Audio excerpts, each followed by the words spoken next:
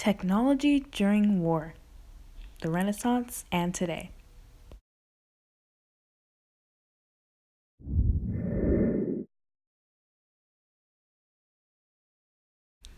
During the Renaissance, they used technologies like the telescope, guns like the firearm, cannons, medieval ships, and armor.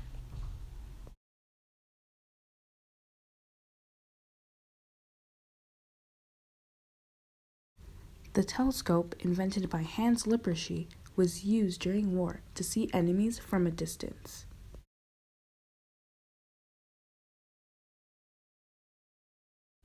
The telescope was made with glass for the lenses, followed by a lead tube.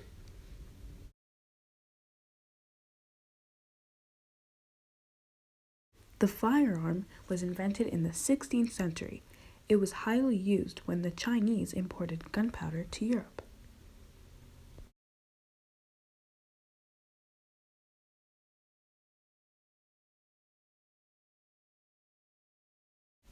The cannon, which was invented in China in the 16th century, was also highly used in war. And since gunpowder was shipped to Europe, they started using it for cannons too. Cannons were used to attack enemies from afar without having to go on enemy ground. The medieval ships during the Renaissance were important to people during war because they helped with getting everyone to different lands to fight. Ships like these were invented in Egypt around 3200 BCE.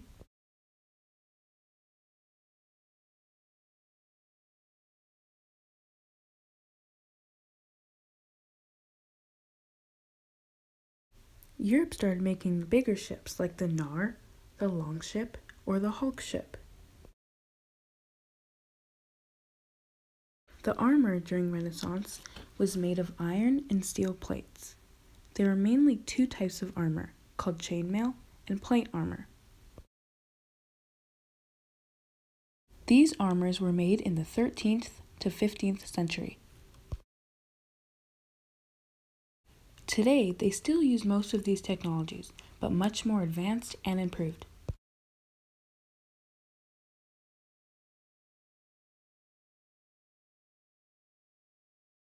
The telescope is still used, but during the Renaissance, the telescopes only had one lens, and now they have multiple lenses to see better.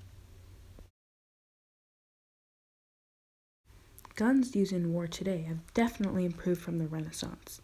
We still use the firearm, but now they are made of wood, metal, or composite stock. Guns today are much better and can shoot out more bullets at a time from when they made guns like firearms in the Renaissance.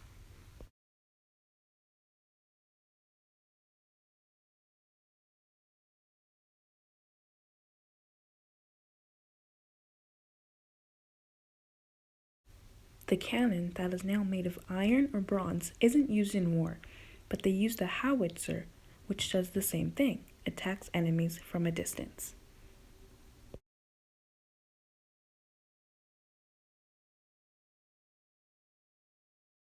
Medieval ships are definitely not used in war anymore, but military trucks do somewhat the same thing because they had multiple people in them to go different places during war to attack.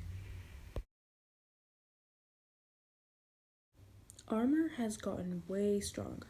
They now have bulletproof vests and modular armor that is made of iron.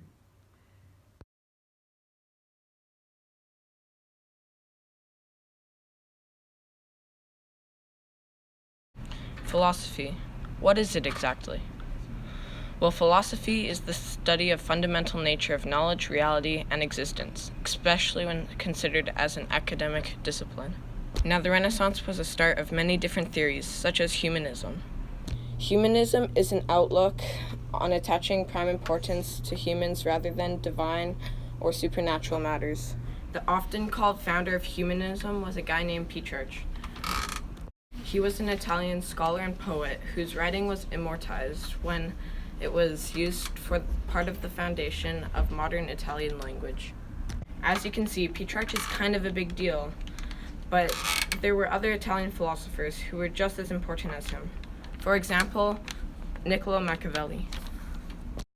This historian, politician, diplomat, philosopher, humanist, and writer was considered the founder of political science.